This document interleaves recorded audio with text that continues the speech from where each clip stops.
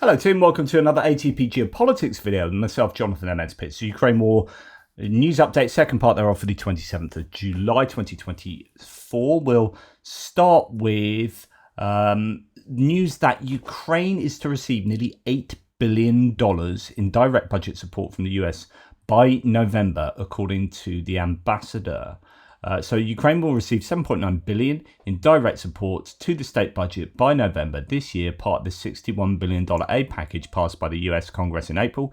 Ukraine's ambassador to the US, Oksana Markarova, has said yesterday. Now, this is, I think, exactly what was, I've talked about this previously, that exactly what's expected by some, because you have the $61 billion aid package, that or appropriations bill that you would think would have to be used up before the elections in November, just in case Donald Trump decides, if he wins, that, I don't know, he can put a stop to that and do something in Congress that would stop the aid package. So I think you are going to see that being spent sooner rather than later, and this is part of that. In fact, Geo Insider says Ukraine will receive the full amount of the US financial aid by October.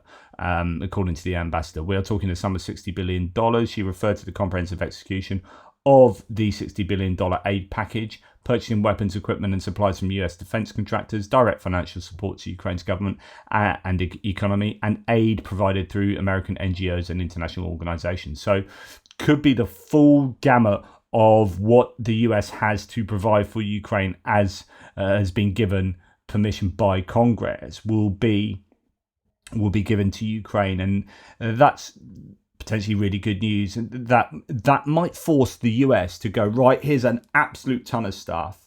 And even if they don't get it right now, it's like, here are the orders in. You have to put the orders in now, I think, sooner rather than later. And as someone said the other day, by analysis, Ukraine are going to win this not by this slow drip. Like, they just need a ton of stuff and actually to kind of overwhelm the Russians. And it could be that this is the right time to get that stuff as well. It could just be rather serendipitous that Ukraine is not given enough stuff at the right time. It all is this drip feed situation, but you do get to the point where that drip feed situation has fundamentally cost the Russians to a degree that is absolutely catastrophic for the Russians, so that they are in such a weak point now. Their economy is tanking by the looks of it. They're getting desperate with regard to how they are trying to recruit people for their armed forces to send to the front lines, that their equipment is in dire straits, that actually, if now the Ukrainians are given the bulk of that $61 billion aid package kind of all in one fell swoop, all relatively quickly, relatively close to each other, that they then get all this kit to be in a position where they can, as long as they've got enough boots on the ground, where they can really overcome the Americans. I mean, the key is going to be restrictions on hitting things like air bases. So yes, they've got one drone hitting a strategic bomber up in Olenya just now. Well, and that's 1,800 kilometers from Ukraine. Okay, that's great. But if you can't construct those drones at scale, then you're just going to be doing the odd thing here and there. You need to be really overcoming the Russians, and that would require, I think, missiles peppering air bases that are much closer to the Ukrainian border. But anyway, potentially very good news there for the Ukrainians. Ukraine will also apparently receive more Patriot air defense systems, according to the head of the Office of the President of Ukraine, Andriy Yermak. So that statement, I think, might incline one to believe that the 8 Israeli Patriot systems could be on the way to Ukraine. That would be incredibly useful as well for the Ukrainians. So Ukraine, it's a real roller coaster ride we've all been on, right? 2.5 years now we've been doing this every day, and it's like, and you're thinking, right, okay, my now big worry is the November elections in the US, but we've just survived the European elections. The centrists have held. It looks like there's going to be continued support. But then you've got China. Then you've got North Korea and Iran, obviously. Then you've got Slovakia and Hungary.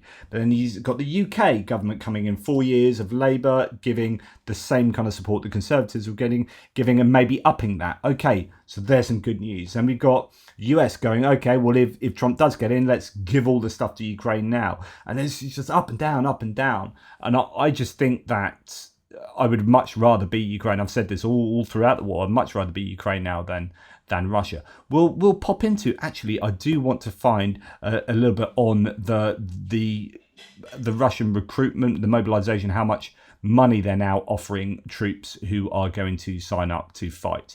But we'll get to that later. Right, Lithuania is to allocate an extra 20 million euros this year to purchase various combat and reconnaissance and unmanned aerial vehicles. The country's operators will train to use them, utilising combat experience from Ukrainian soldiers. So again, it's that feedback loop, R&D for countries that are helping Ukraine, getting that vital information about what the needs are for the front line. And of course, that's not just needs for this front line, for this war and only this war. This is information that is going to build that knowledge base up for allies to provide their own forces with equipment. In fact, that's probably the right time to bring this. I was going to talk about this right at the end as a kind of random extra. But UK's aircraft carrier returns to sea. We only got one, HMS Queen Elizabeth, carrying advanced combat drones. So there you go. You're now getting the Royal Navy saying, right, we are going to have to adapt to modern warfare. And we've learnt from the war in Ukraine. We've been helping the Ukrainians by being at the head of the drone coalition with Latvia. And that means we are receiving all this information for how to utilize drones, what kind of drones are needed. We're learning from what's going on in the Red Sea with the Houthis. We're learning all the time. And it's all about reactive adaptation. And UK's, and also being proactive too, by saying, okay, well, let's get out there now with our aircraft carrier and let's start using these drones, practicing with these drones, utilizing them in wherever we're being sent to. If it's to support activities in the Red Sea, then, you know, UK's aircraft carrier returns to sea.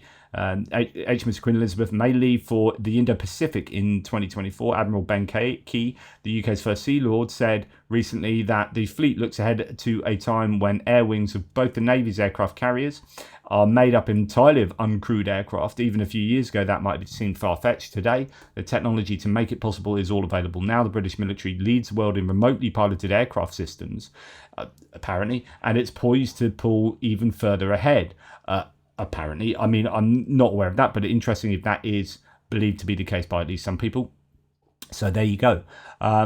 Now, Ukraine has launched serial production of Ratel H robot for evacuation of wounded persons. This is a UGV, unmanned ground vehicle. If you think that orange, this looks like a tiny little thing, that orange stretcher is, a stretcher for a man, right, or for a human. So that gives you an indication that's probably a little bit bigger than you think. The robot can carry a load of more than 400 kilograms, allowing it to transport several people at once. It operates silently, can navigate difficult terrain, and is equipped with night cameras to perform tasks efficiently in the dark. Right, a couple of Russian bits and then I'll look for that video. So Russia is using new cheap drones to locate Ukraine's air defense, according to military intelligence. Russia is now launching a new type of cheaply made drone to identify air defense systems and act as decoys, according to Andriy Cherniak, a spokesperson for the Ukraine's military intelligence, to Reuters. Now, this is unsurprising. Those Shahed drones cost about $193,000 a pop. If you're going to use them, which they have been doing to kind of, when they send them not in these huge waves, but often in these 1s and 2s and maybe 6 drones of a night, and you think, what's the point of doing that? Well, what they're trying to do is just seek out where the air defenses are to build up a picture of Ukrainian air defenses. Well, if that's 193,000 for each one of those, then that's, you know, every time they're sending out 6 of them, that's over £1 million, so, or dollars. So that they need a cheaper alternative to that, and apparently that is what they are devising. Now, moving on to the idea of mobilization, head of Russia's investigative committee, Bastrykin, has proposed to prioritize sending foreigners who have received Russian citizenship to war. Will they start with Gérard Depardieu, Steven Seagal, or Jeff Monson? Who knows? But that, again, is an indication, I think, of how desperate Russia are. They are having to consider sending foreign people first rather than their own indigenous population. preferable for all sorts of reasons, you might argue, but I think it just means that they are, we hear it this morning that there's a massive labour shortage, that they are suffering economically, and you've got this kind of wage inflation spiral that's happening, and it's not one that's born from economic, heated economic activity where you kind of got a superheated economy and everyone's got loads of money, and so that means that they're spending more, which means everyone's getting a load of money, which means your wages go up.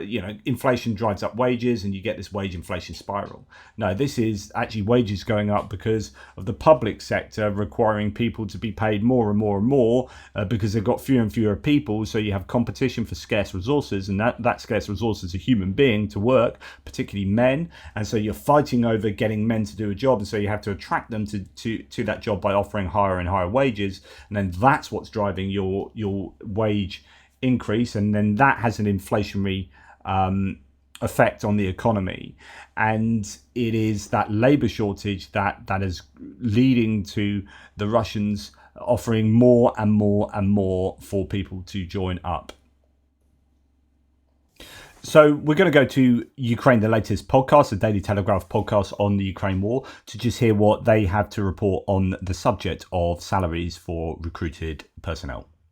Yeah, so I think what's important is that sort of estimates now, if you look at Russian recruitment, without a full mobilization, is able to sustain its current losses.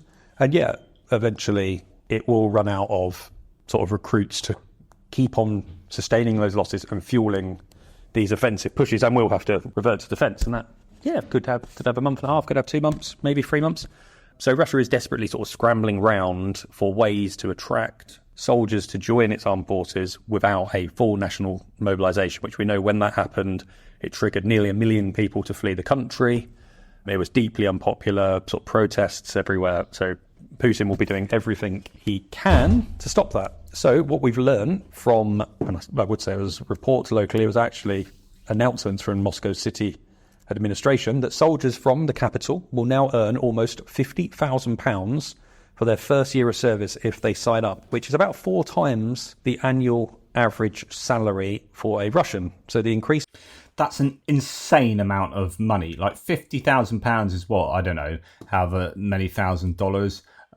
Let's have a look. So I'm sure that's going to be sort of $60,000 or whatever. So this is a really, really good wage for just joining up and joining the army. Just incredible. Payment includes a sign-up bonus, monthly wages, and regional handouts. And it's basically part of Russia's drive to find between 25 and 30,000 men a month, which is what is needed to sustain its frontline force. So in an announcement... so that's $64,277 in today's money. This was made on Tuesday. The Moscow city administration said the total amount of payments to a contract serviceman, open bracket, taking into account monthly salary and Moscow and federal support measures, close bracket, will exceed 5.2 million rubles. That's £46,147 for the first year of service. So the scheme includes a one-time payment of 1.9 million rubles, so that's £16,863, that is available only to residents of the Russian capital. And as I said, look, these payments, the growing incentives, are all proof of attempts by Vladimir Putin, the Kremlin, Defense Ministry, whoever you want, to basically avoid a national mobilization. There have always been fewer volunteers from Moscow, from the capital, for Putin's war effort, because it's basically where the most educated workforce is concentrated. So Moscow's population apparently is about 12 million. That's in the metro area, according to the first search on Google. But officials believe that only 45,000 Muscovites are fighting in Ukraine, which is, sort of bad news when you then look that most of the recruiting is done in the sort of the far reaches, the poorest areas of Russia, sort of on its borders with the stands, etc. They begin to far. Like I said before, that is not so much a case of prima facie like racism or ethnic discrimination, although I think it's the kind of end result of kind of systemic ethnic discrimination So what happens is in these places, your only route out of out of depravity or poverty, or the only route to social mobility is to join the armed forces, where you get a fairly decent wage anyway, irrespective of these new numbers. So say you're in Baratia, you're like, right, this is my way of getting up in life and moving forward. So you join the army, and so you get an overrepresentation of people from these other places, because places like Moscow and St. Petersburg and Yekaterinburg have these elites and decent economies, localized economies, and education, all these other things. Now, that geographical disparity, the reason why you've initially got more poverty over there, will be probably a result of structural, institutional racism or institutional discrimination on a very long-term basis. But the fact that you see, say, more Barassians on the front line isn't because they're willfully trying to recruit people who are, as they seem, less important from some kind of racist positioning. I don't think that's not what is happening. It's just more people are coming from those regions because they are so underinvested in that this is their only way out. And it's the underinvesting in those regions that you could argue is a result of institutional racism. Or sort of down to Dagestan. But yeah, this year Russia has only been able to swell its ranks by around 190,000 new recruits. So that is sort of not good news, hence the extra money. Most Western analysts say this is enough to cover its heavy losses, which Ukraine, backs up by people like the British military intelligence updates, say Russia is losing sometimes 1,000 soldiers a day killed or wounded. But recruitment figures overall, despite it getting to 190,000 new recruits this year, are down on the 490,000 military contracts that were signed last year. So yeah, really interesting look at how Russia is avoiding national mobilization through money. But interestingly, economists believe that these increased payments to Russian soldiers are likely to trigger imbalances in the country's wider economy. They argue that the wage of a serving soldier could soon become the benchmark for the rest of the country, potentially leading to a growth spiral. The Russian government paid out, we believe, 3 trillion rubles, which is about £27 billion in salaries and compensation to soldiers and their family between July 23 and June 24. So this year and last, according to researchers RE Russia. The figure amounts to 1.6% of Russia's expected gross domestic product for the year, as well as about 8% of its federal budget expenditure. So sort of, huge money being devoted into paying soldiers. And I'll stop there. Well, thank you. So that's kind of what I was saying, giving those inflationary pressures to the economy. So, challenges for Russia for sure. Anyway, that's all for me for this video. Thank you very much for watching. Really appreciate your support. Take care of yourselves. Please don't forget to subscribe. 50% of my viewers are newbies, so it'd be great to click on that subscribe button and make sure that you select the drop down menu and then select all instead of personalized, and then that's the best way of subscribing to anyone that you want to see more of their content. So thank you very much. Take care. Speak soon.